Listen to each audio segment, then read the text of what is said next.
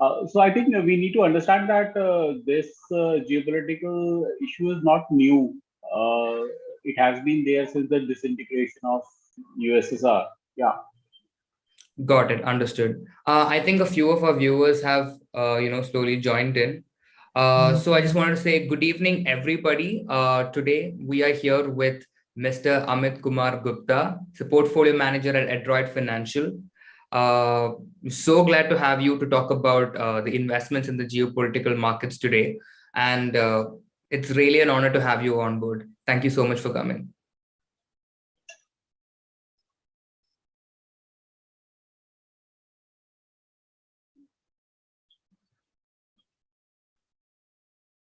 Amit, can you hear us?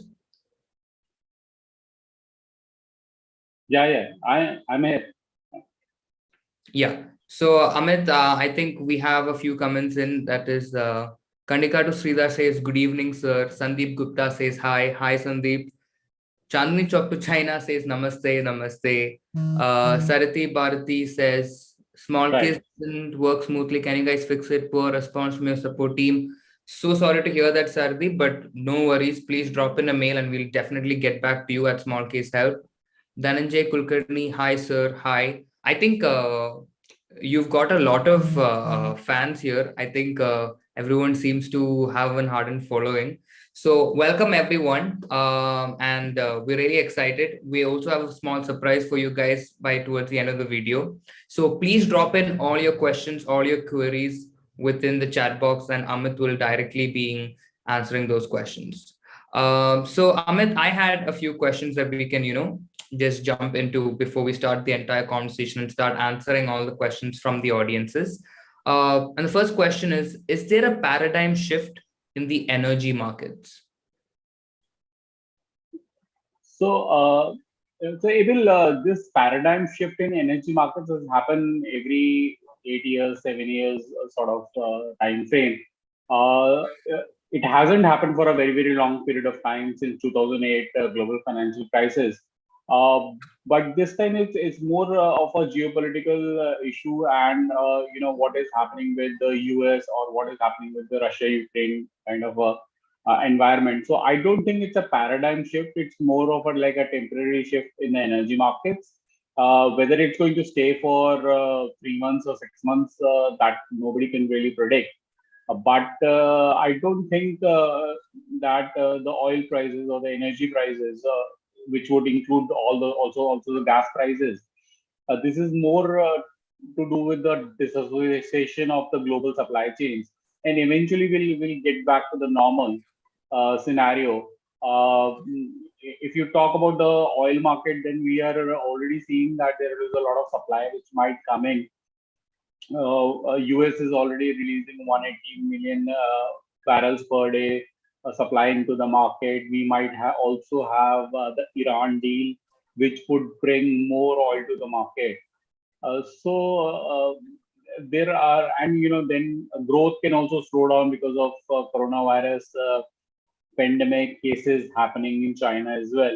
So I don't think higher oil is a paradigm shift. Something which is going to stay permanently. But yeah, for temporarily for 3 to 6 months, we can have a case of a higher oil, and then probably settling down a little lower. In the ranges of $60 to $80. Understood. Understood. So we have a few more questions here, and we have a lot of questions, and let's get into them. Yeah, Chandni Chowk to China asks, my small case, high quality, right price, small cap compounders, green energy, and right momentum. Any suggestion about this? So, Mr. Chandni Chowk to China, I don't believe that Adroit Financial can comment on other small cases. If you have any queries regarding the markets or particularly in Adroit small cases, please feel free to drop them in the comment section. Irfan Ahmed asks, there is a lag in Nifty value, actual versus small case. Any reason for this? So I think the Nifty or even the mid cap and the small cap indices, these are not updated live. These are updated at the end of the day, every night 8:30. So don't compare it, when the markets are live. Compare it at the end of the day or before the session starts. So that will give you a better idea about what the Nifty has done and what the portfolio has done in that particular day. Understood. Pawan Kumar asks, hi, best financial knowledge channel. Thank you so much, Pawan. It's only possible because we have, small case managers like Amit himself and others who have come on this channel to disperse a lot of wisdom. Chayan Katuria asks, what are your views on Nifty levels for the current year? So I think we saw a pullback, a very sharp pullback in the month of March in the Nifty. So I think the fall was primarily led by the FI selling, which sold a lot of banking stocks, and the bank Nifty, for example, has a very high weightage of almost 36-37% in the Nifty, and that led to a lot of fall. But towards the end of that selling spree, we saw a uh, lot of selling, which we signified that this is the end of that selling. So you saw the high quality stocks like HDFC Bank, Infosys, the TCS also correcting in that last section of the rally. So I believe, the recent bottom 15,700 or level, that could be a decent bottom for at least this year, until unless we get some really bad news about let's say COVID, or maybe on the economic front. This should be a bottom for at least this next 6 months or so, and we might not run away too much, even though in the short term we have run up almost 2,500 points from that level within a month. But we might just consolidate around 18,000, 18,500 kind of a levels, and then in probably once the global supply chains improves, once the commodity markets find a footing by the middle of the year, then we are going to see another rally, probably closer to Diwali or the last quarter of this calendar year. So my range is sort of 15,700 to 1,900 to 19,200 kind of a levels, which we are working, which is also, if you take into account the valuations and the current earnings estimate of next 2 years, FY23 and 24, then that's sort of fairly valued price at current market value of Nifty, which is about 18,000 or so. The risk reward, I would say, is sort of balanced, but the stock specific opportunities can be much higher. So I would not really concentrate too much on Nifty, but find value in other pockets of market, and especially the stock specific opportunities. Got it. Thank you so much for that. I think the next question. Okay, so this is from Abhishek Gupta, who says, Smallcase helped me to mitigate my risk. Thanks for being there. Thank you so much for that compliment. And viewers, if Smallcase did help you mitigate your risk levels, please put in a +1 in the comment section as well. Jayesh Iyer asks, what will be the level for Bank Nifty this and next week? Probably for an approximate, but yeah. So I'm not really great with technical analysis of what the Nifty is going to do in the next week or so. But in general, we are very positive on the financial space. I think the recent correction has given us a great opportunity to buy some of the top private banks and the PSU banks. In general, the financial companies that are very, very good valuations. And I think with what we have seen in the past 4 to 6 weeks is a good pickup in the credit growth. And that has been a problem in the past 3 to 4 years. And the credit growth has sort of has been flat and plateaued. It has been around like 7.5%. Currently, it's about 8.7, 8.8%. However, the earning estimates, they incorporate about 13 to 14% credit growth. And we feel that if we make a positive move from here, then financials should do really well. Another reason of me being positive on the financial sector is that it has stabilized after a few very bad years since the NBFC crisis in 2018.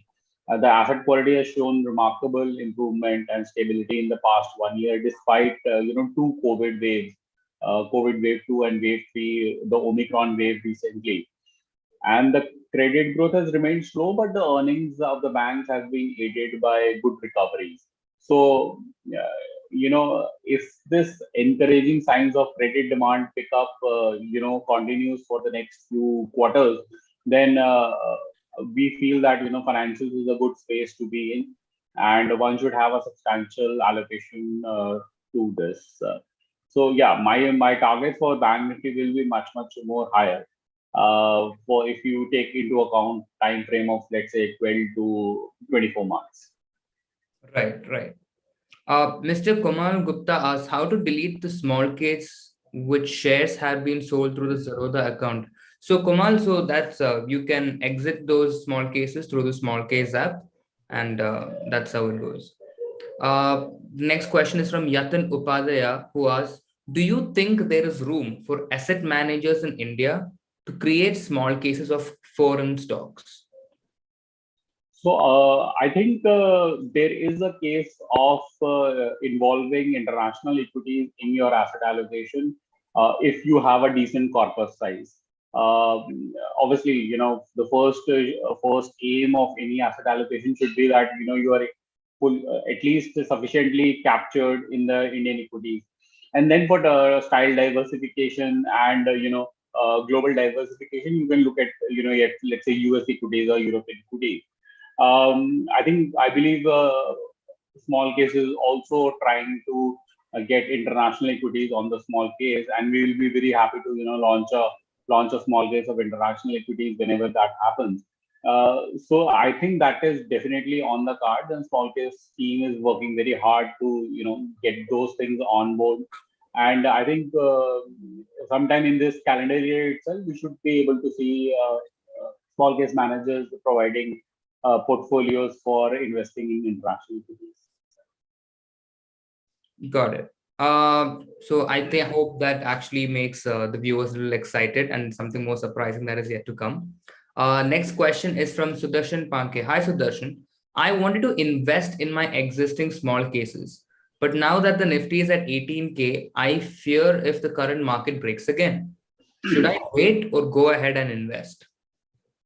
So, these questions we get very often at 15,700. Also, the similar question was there. People were talking about 13,000, 14,000, and now the market has rallied to 18,000, 18,200, and the similar question is there. So, rather than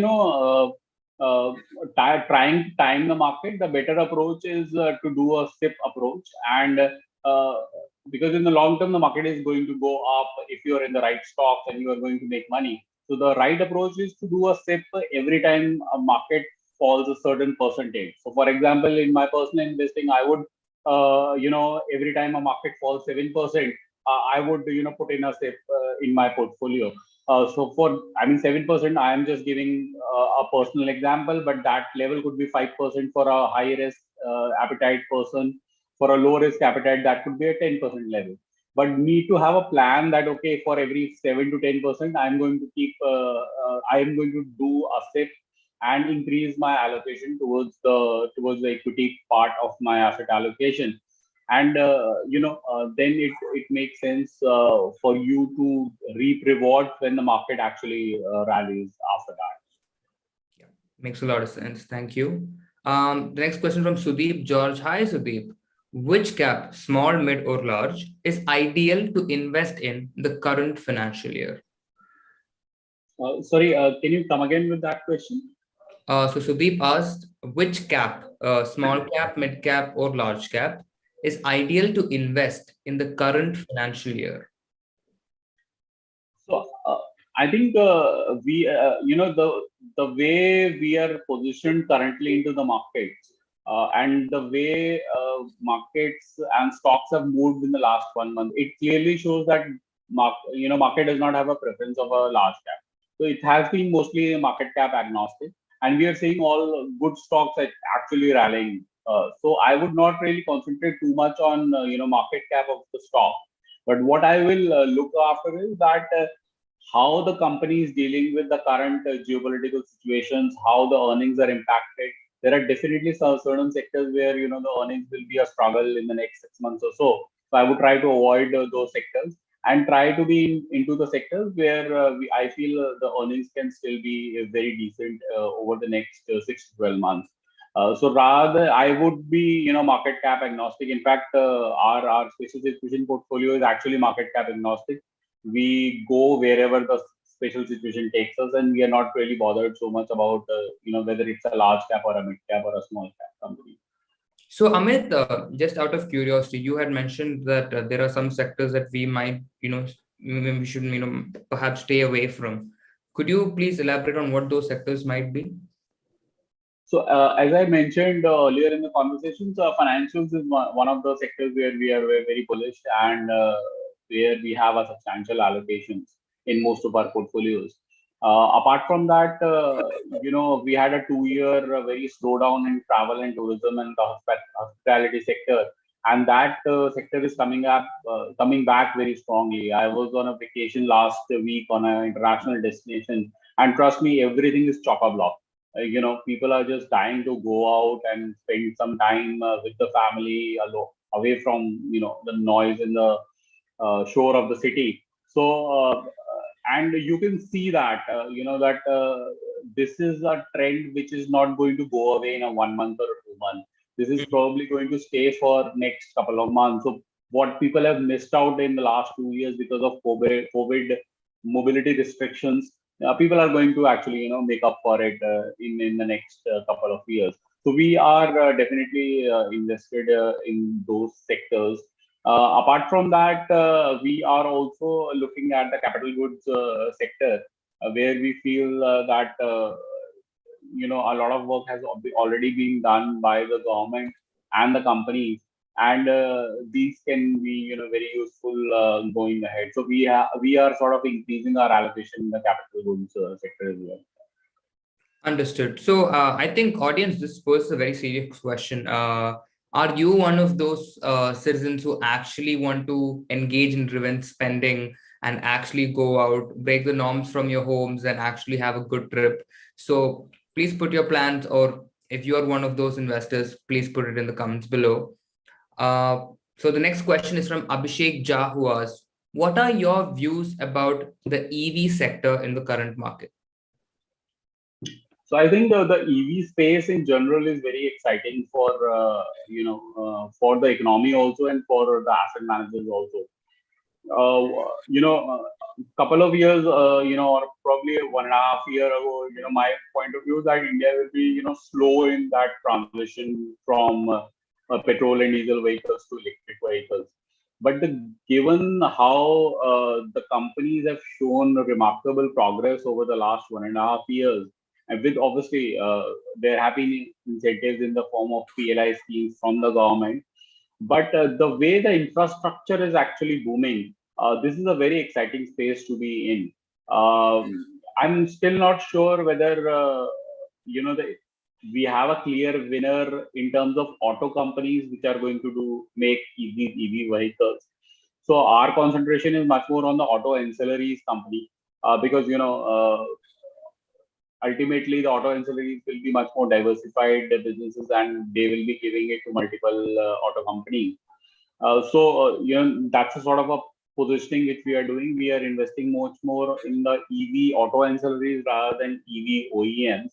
But it is definitely a very, very exciting space to be in, and the kind of progress which we are making or have made so far, and the plans, the aggressive plans which most of these companies have, and they are setting up the infrastructure across the country. That is very impressive, and I think there is a lot of money to be made into this sector.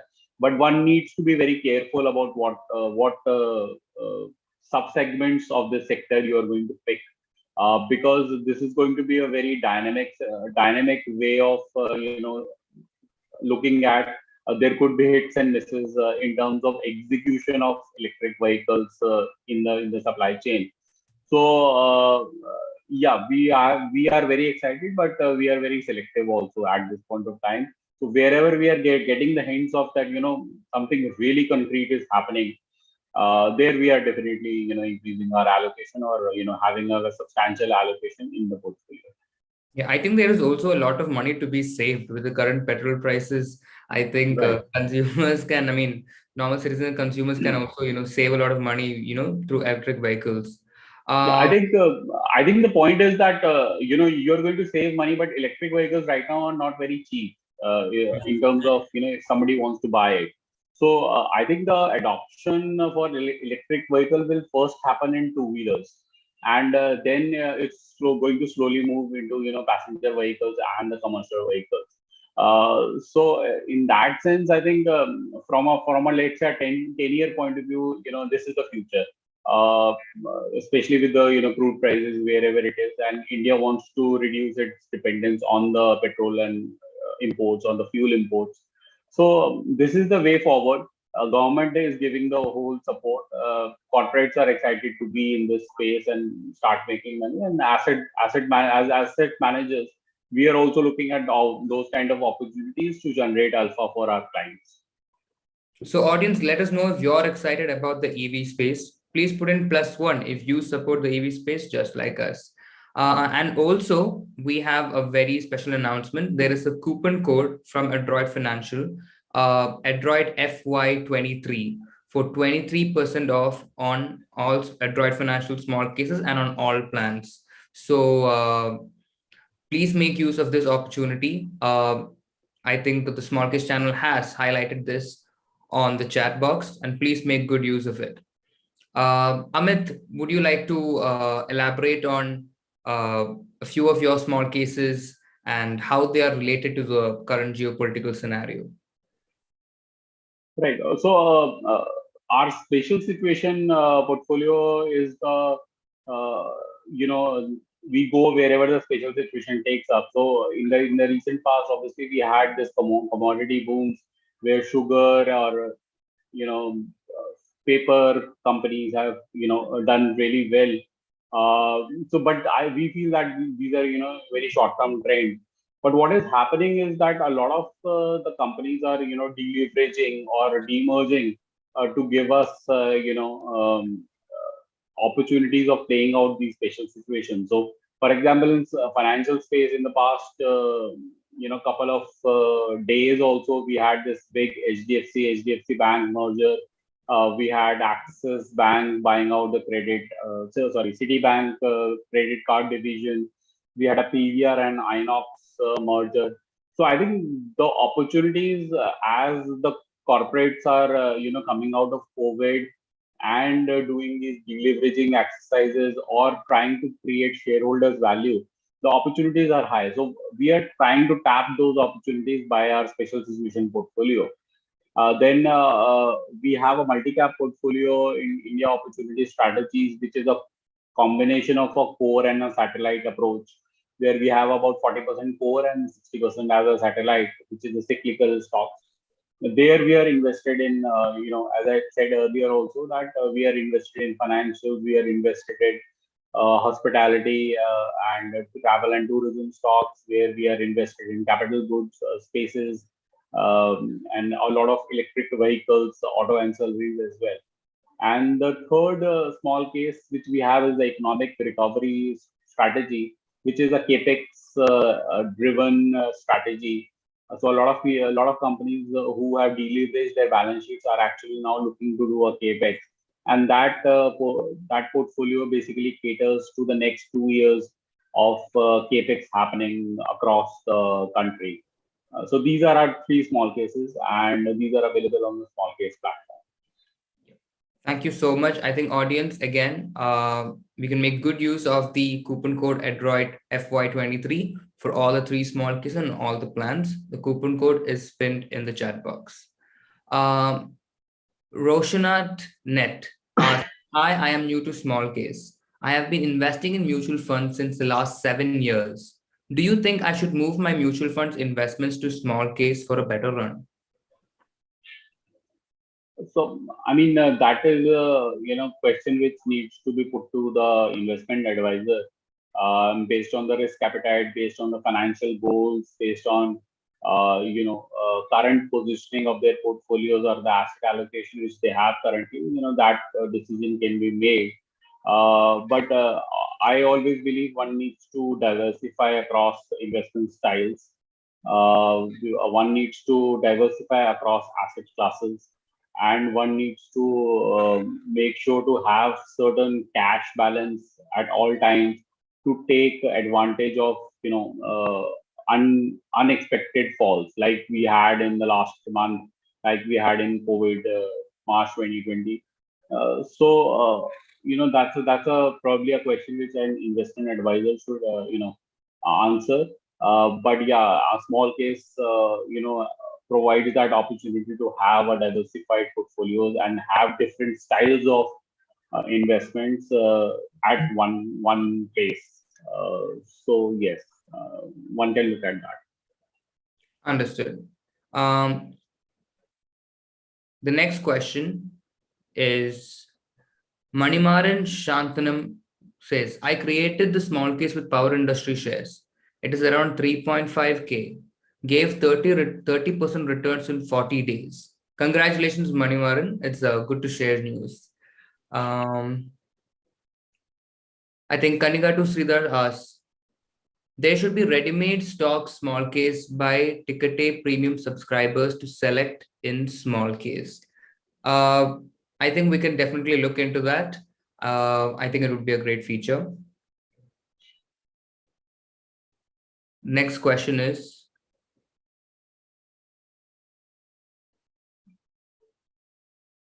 Sudeep George asks, small case was the major reason for me entering into the market last year. My small case provided me a return around 30%. Thank you, small case. Thank you so much, Sudeep, for saying that. Yes, it does.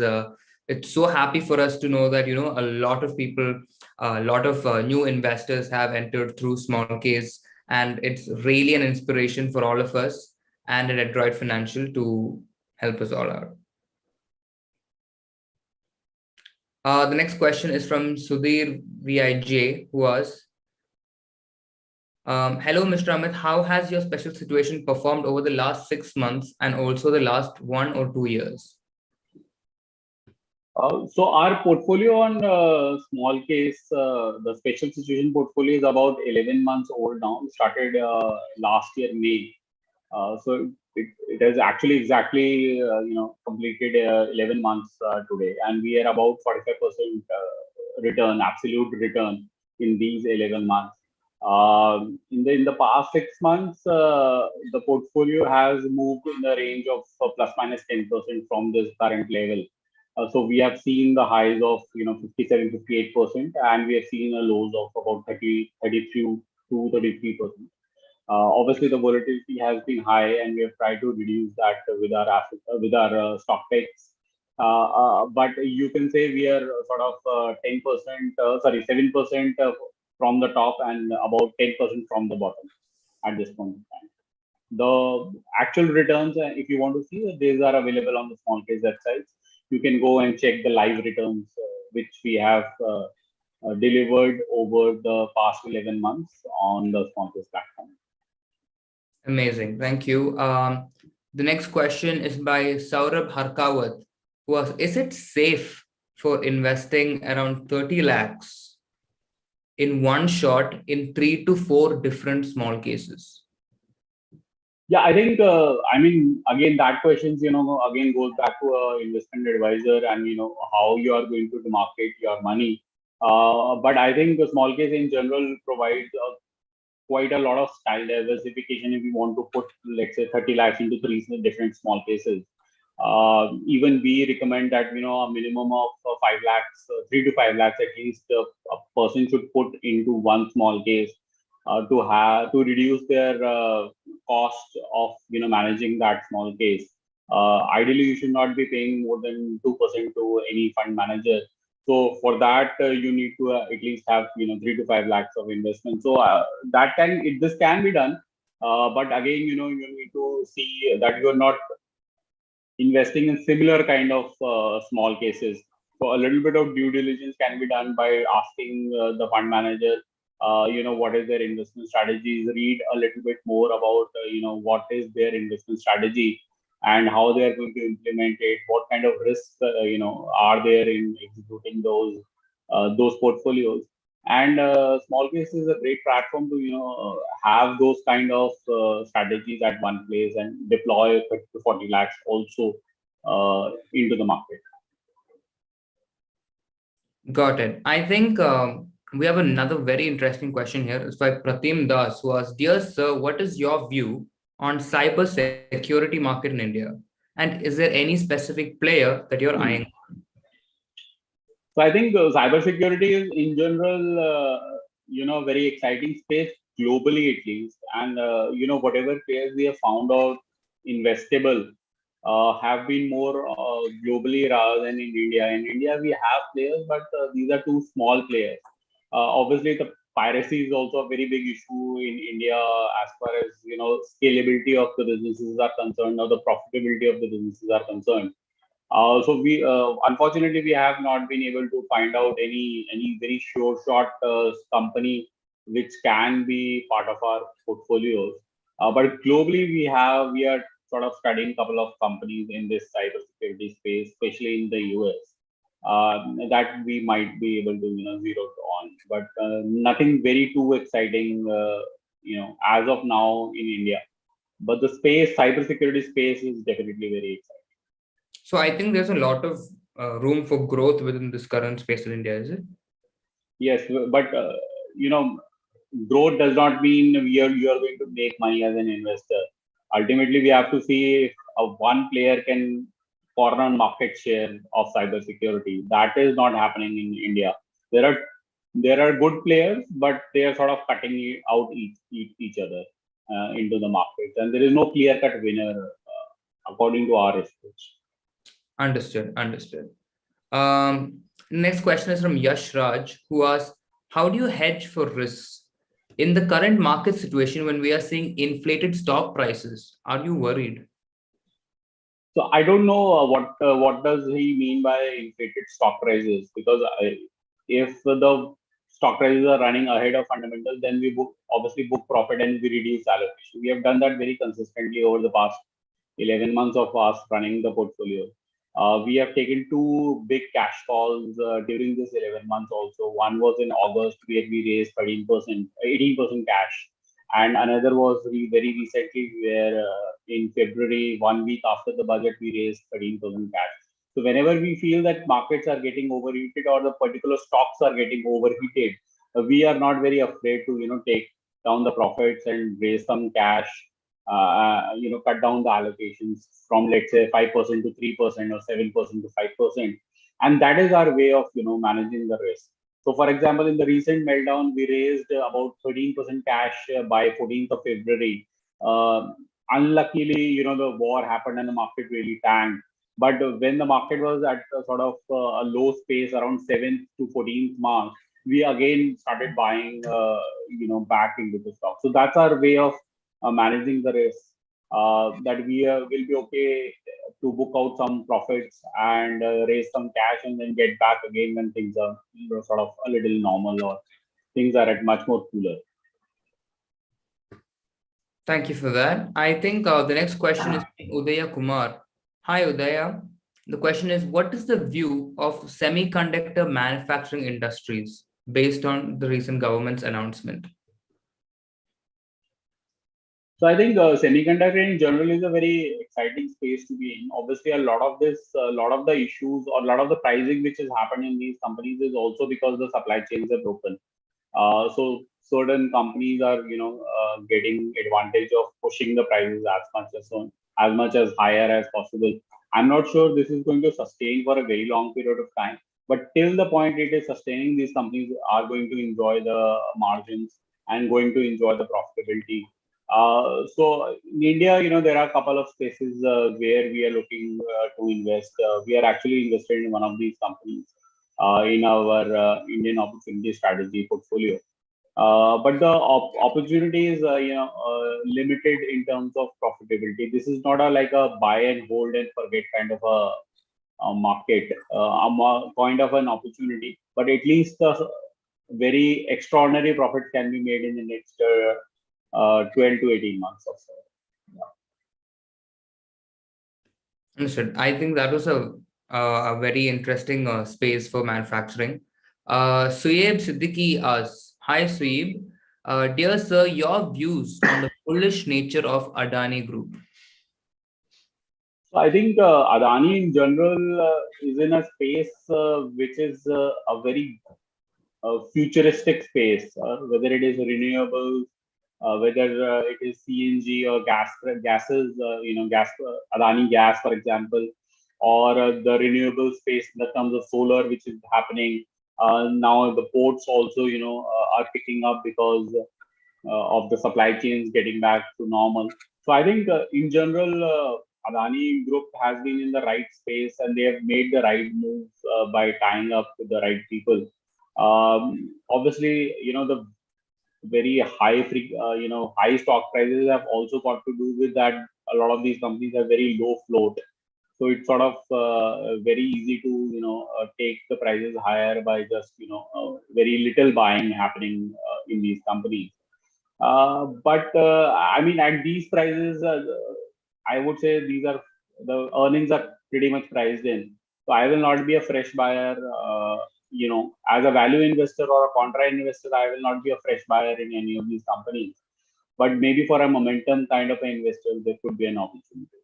But I totally believe that a couple of years ago, there was a big special situation which happened where Adani Enterprises got demerged into two, three entities, and that was an opportunity.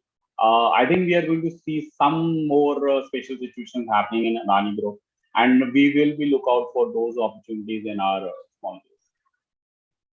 Interesting, very interesting. The next question. So Vikas Viparla. Hi Vikas. I would like to invest in Smallcase as it has the flexibility to customize. And I'm excited and in love with this as a new investor. Thank you so much, Vikas. It really means a lot for us at Smallcase.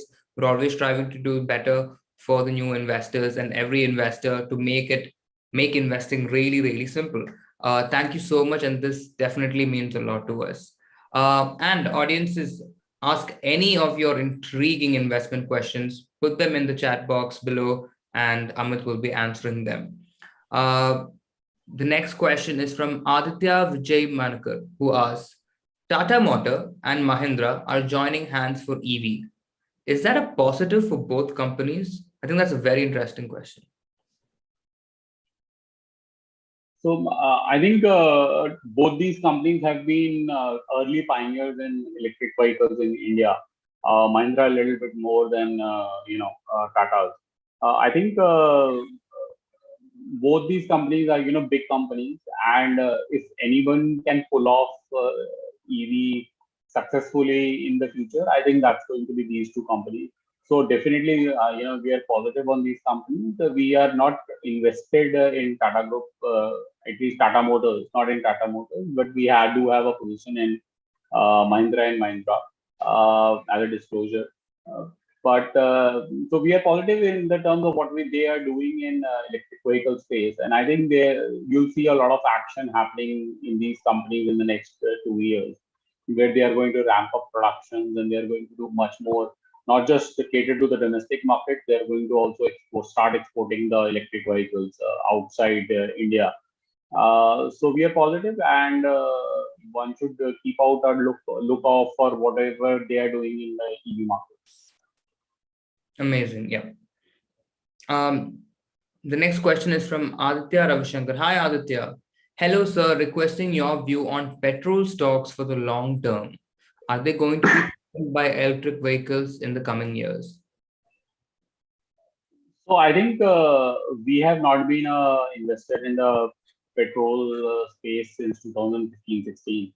And we feel that any company which cannot dictate when to increase prices or decrease prices on their own cannot be a good investment. So we have seen in the recent time also in the oil marketing companies that they were not, they did not raise prices for almost 4.5 months till the state elections were done. So even though on paper these oil companies have a sort of a way of increasing the prices, but that does not necessarily happen at in the practical life. So I think we have not been a buyer, and we are not looking to be a buyer in these companies. Uh, as far as we are concerned about shifting from petrol to EV, I think that will happen gradually over the next 5 to 7 years, and EV will be a much better space to invest rather than OEMs. I think a lot of our viewers are really excited about the EV, really concerned about that space. Yeah. It's good to see how that trend is building momentum, and everybody is also more inclined to a new technology, but also for the planet as well. So the next question is from Happy. Hi, Happy. It's a great name. What is PayTM's future? So, Amit, could you just comment on any of your suggestions about Uh, PayTM's future? Or so, as a disclosure, we do not own PayTM, and we have not interested in also buying the company stock price. Our view of PayTM is that it's a too diversified business, and it's a sort of a jack of all trades, master of none kind of a situation, where they are trying to they have a good customer base which they have accumulated through cashbacks and through UPI payments, etc. Uh, so there was a period of about 2016, just before demonetization, where they were really struggling, and because of demonetization, the digital payments really picked up in India, and they got benefit out of it. But at this point of time, I think the current, whatever is the current business model, we are not sure what they exactly want to do. Whether they want to be pioneer in the UPI payment, or whether they want to do this e-commerce through PayTM Mall, etc. Or they just want to sell everything, be a sort of an aggregator by selling insurances, selling different kind of financial products. They're also into broking. Uh, so at this point of time, we are not sure, what they want to do until the time we don't get a clarity from the management and through their, actions. We are going to stay away from PayTM. right. The next question is from Atharva K, who asks, what is the future of VI and Airtel, according to you? I think we are already into 2.5 player market, with the Geo and the Airtel being the top two players, and VI now is sort of a quasi-government company. So whatever happened recently with the Vodafone Idea, that government has bought the stake, and that at least will make sure that it's not going to die very soon. But whether it will be big enough to compete with Vodafone and Jio, I'm not really very sure about this. I don't think it would happen. So you will have two very strong players in Airtel and Jio, and you will have three very bottom rung players in BSNL and TNL and Vodafone, etc. So if I have to be an investor, we are not an investor in Airtel, but uh, if I have to buy, then I'll buy Airtel. We did play a special situation in Idea a few months ago, which was part of our Smallcase portfolio also, when this change of management was supposed to happen, and we had the Supreme Court ruling which came out in the favor of Idea. So we played that special situation. We bought at a certain price and got out after a decent return from that. But I don't think we'll be a long-term investor in Vodafone at least. Understood.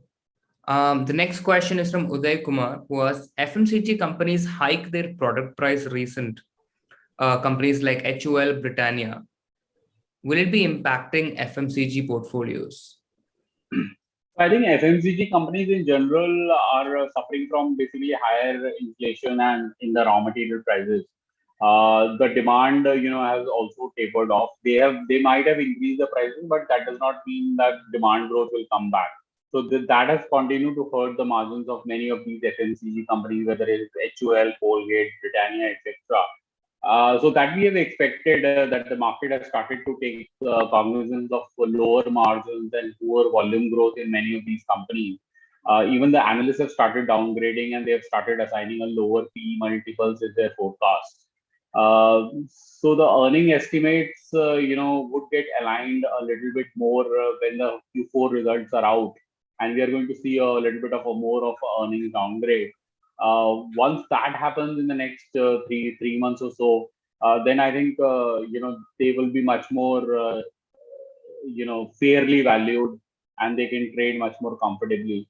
But at least for the next 6 months, till the raw material prices are higher and the raw material inflation is there, we are not ready buyers in any of these companies.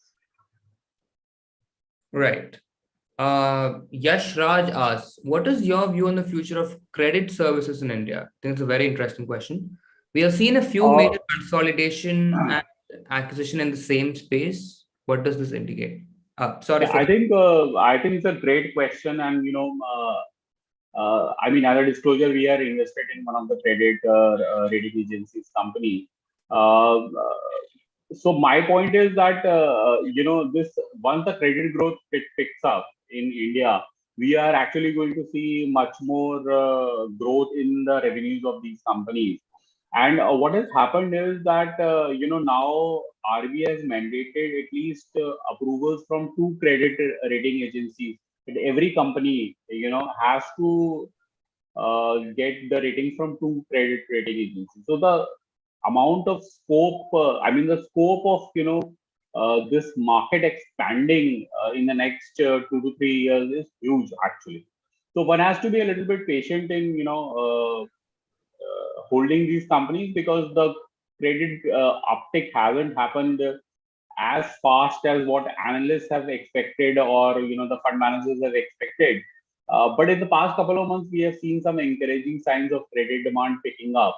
Hopefully, this credit growth will gain momentum in the next few months, and then the our confidence of holding these companies of credit services in India would bear fruits for us in terms of returns to the portfolio. understood. Next question is from Dr. NAMS. Hi, Doctor. What is happening with TTML? I think he's referring to the Tata Media Services, which has hit upper circuit for 3 consecutive days. What is your point, sir? I'm not sure. I don't track that company, so I will not be able to answer that. Sorry about that. No problem. So I just wanted to ask a few questions again regarding the deglobalization. So a question that I had for you, Amit, is deglobalization of currencies happening right now? So I think that process has already started. If you look at the globalization is in retreat for the first time since World War II. So a lot of people think that globalization is just import-export, but it is not. It's basically cross-border flows of not just trade, but investment, ideas, technology, people, workers, tourists, etc. So what has happened with COVID-19 pandemic is that the world economy has sort of retreated from that global economic integrations. Everybody, whether it's policymakers or business leaders, they are now questioning whether they have stretched the global supply chains or this concept of globalization too far. So we are in an environment where alliances are sort of uncertain and international cooperation is absent. So everybody is trying to reduce the economic interdependence on each other. We have seen that with India, whether we have this make in India and the PLI schemes. We are seeing that now with Russia. We are also seeing that with US in terms of energy exports, etc. And so I think we are not going to see an end of globalization, but a sort of globalization can happen. Slow globalization. That process, has definitely started. So a lot of globalization which has happened in the past 2 decades or past 20 years since the IT boom, that can be reversed at least partially, and that will obviously reflect in the currencies, of various these superpowers. So I think the global financial crisis in 2008 sort of marked a turning point in the global economic integration. This COVID crisis would mark a point of reversing that globalization and start a process of globalization into the economy. Thank you so much for that, Amit. The next question is by Lucky, who asks, I have a question. What's the future of Zodiac Energy Limited? What Zodiac? Yeah, Zodiac Okay. Energy. I think that seems to be a very micro cap. I don't really track that Got it. Um, Ronan asks, is penny stocks available? Penny stocks small case available? Do you believe in investing in penny stocks? So I don't think there is any penny stock small case available. I don't understand the concept of penny stocks also, because a lot of people think that a low cost or low value stock or a single digit stock is a penny stock. It really depends, how you measure the value. We had a stock which we bought at 3 rupees, which we don't consider as a penny stock. It was at 3 rupees, and then the special situation happened in that company, and that went from 3 rupees to 11 rupees. Okay. We have to find a value, how the value is there at that particular price and how much risk is there. At 3 rupees, they felt that that company did not had too much of this. We are not definitely not going to lose money from 3 rupees, not in terms of price, but in terms of business. And the company has delivered 300% returns for us. So I think the concept of penny stocks within the mind of retail investors is a little misunderstood. They think that low prices are basically a penny stock. That is not the case. You have to understand the value behind that price, and then take a call whether that value can be enhanced by investing into that company or not.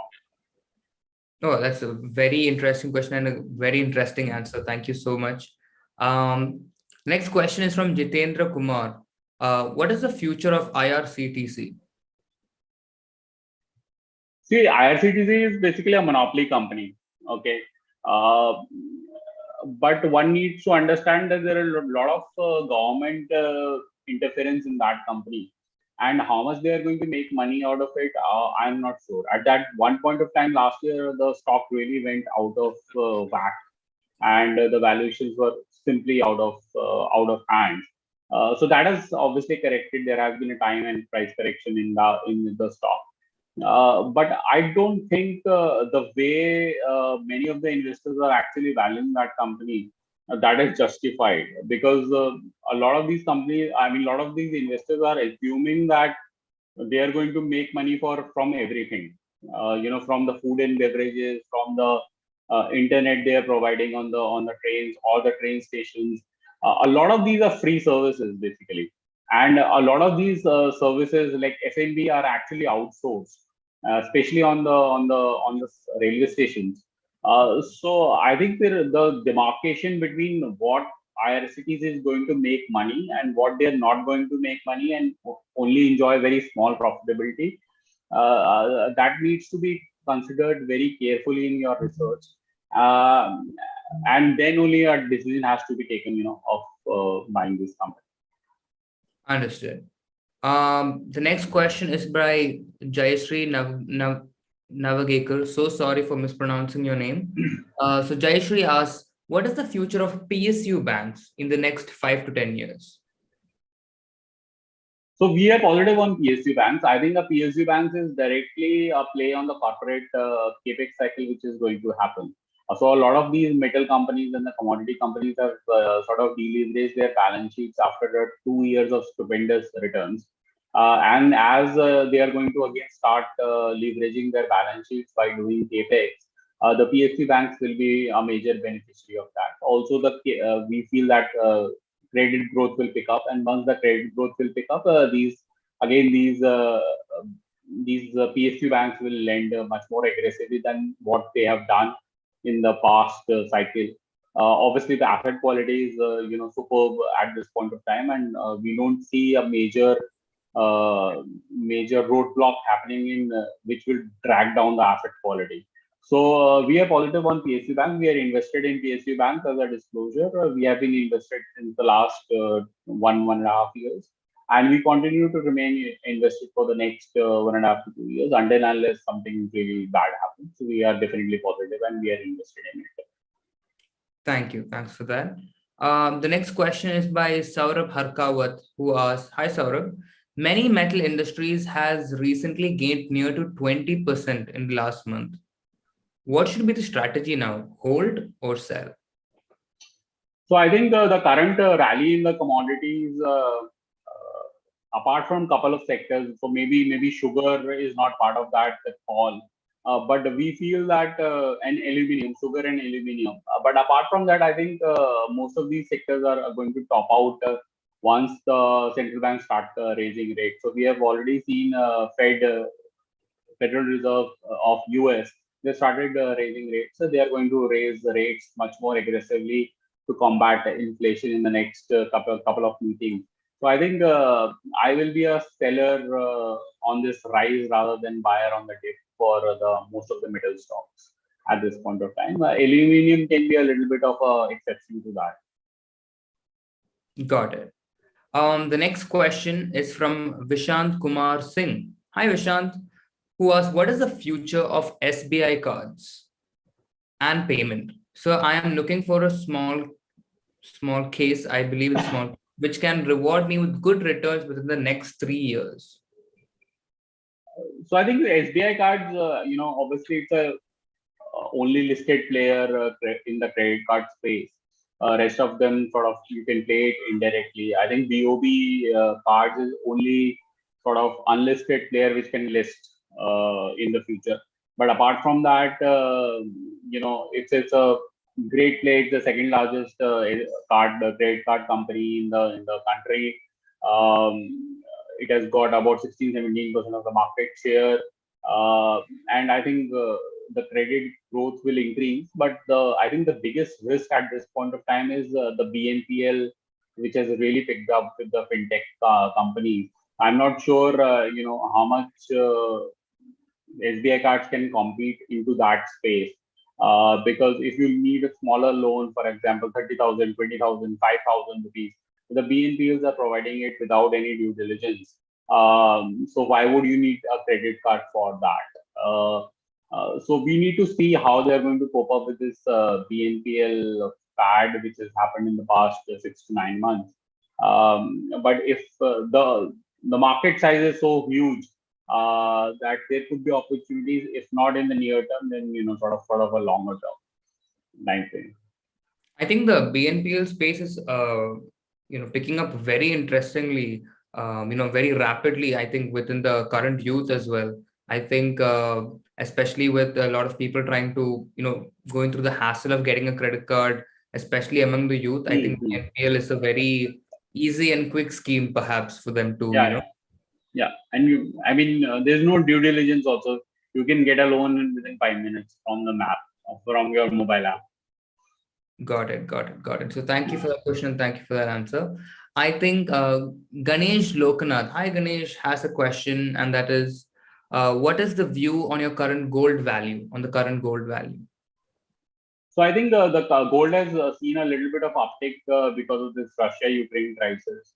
But there are multiple negative factors stacked against it. One of them would be usually when the interest rate cycles turn on the upside and the central bank start raising rates, so that is sort of negative for the gold value. I think currently it has sort of been a little bit on the upside because of the Russia-Ukraine crisis. But we are not very positive on gold. We feel silver could be a better proxy if one has to play precious metals. So gold may not fall too much, but we don't expect very good returns from the current levels in gold also. I've written it many times very exhaustively. If anybody wants to read, the articles are there on my LinkedIn profile and on my Twitter handles as well. But we are more positive on the silver side because of their usage in the electric vehicles and how that space is going to boom and how silver mining companies can benefit from it. So yeah, I'm more positive on silver than gold. Understood. I think we're almost short of time. I think we can take one last question and then we can wind up the session.